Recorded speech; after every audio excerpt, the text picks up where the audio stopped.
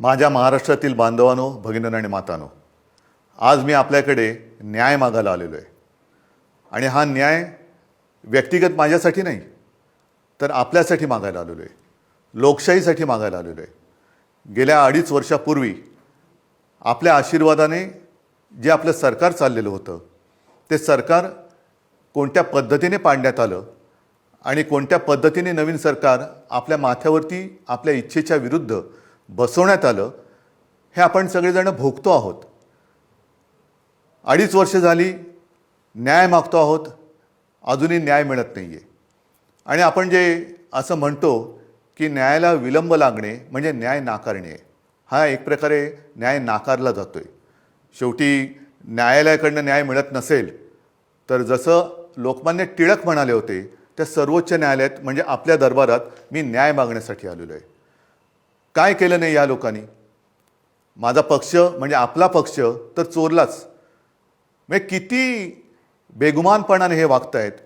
दिवसा ढवळ्या दरोडा घातला, आपला पक्ष चोरला, पक्षाचं नाव चोरलं, पक्षाचं चिन्ह चोरलं, अगदी शिवसेना प्रमुखांचा फोटोसुद्धा चोरला आणि म्हणे हे त्यांचे विचार घेऊन पुढे चाललेले आहेत. हे सगळं चोरलं तरी देखील केवळ आणि केवळ आपल्या आशीर्वादामुळेच मी ठाम उभा आहे. त्यांना जे काय वाटतंय की त्यांनी सगळं माझ्याकडनं चोरलं, कदाचित त्यांना ते चोरलं असं वाटत असेल, पण एक गोष्ट ते चोरू शकले नाही आणि चोरू शकत नाही, ते म्हणजे तुमचं प्रेम, तुमचा आशीर्वाद आणि तुमचा विश्वास. या एकाच गोष्टीवरती मी या बेबंदशाही विरुद्ध, होय बेबंदशाही विरुद्ध लोकशाहीची लढाई लढतोय. आणि त्याच्यासाठी मला तुमचे आशीर्वाद पाहिजे.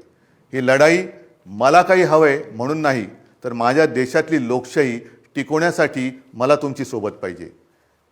ह्या लढाईमध्ये केवळ माझ्या अस्तित्वाचा प्रश्न नाही आहे, तर महाराष्ट्राच्या अस्तित्वाचा प्रश्न आहे.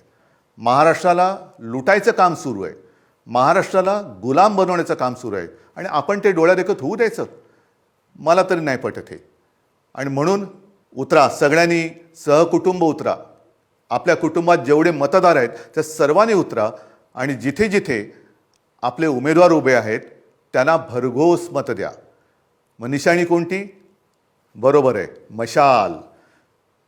बाळासाहेबांची मशाल, शिवसेना प्रमुखांची मशाल, हिंदू हृदय सम्राटांची मशाल. आणि प्रत्येकाने या त्वेषाने आणि जिद्दीने उतरलं पाहिजे की मी बाळासाहेबांची मशाल आहे आणि ही बेबंदशाही मी माझ्या मताने जाळून भस्म करून टाकणार म्हणजे टाकणारच. उतरा आणि जाळून भस्म करा. धन्यवाद. जय हिंद, जय महाराष्ट्र.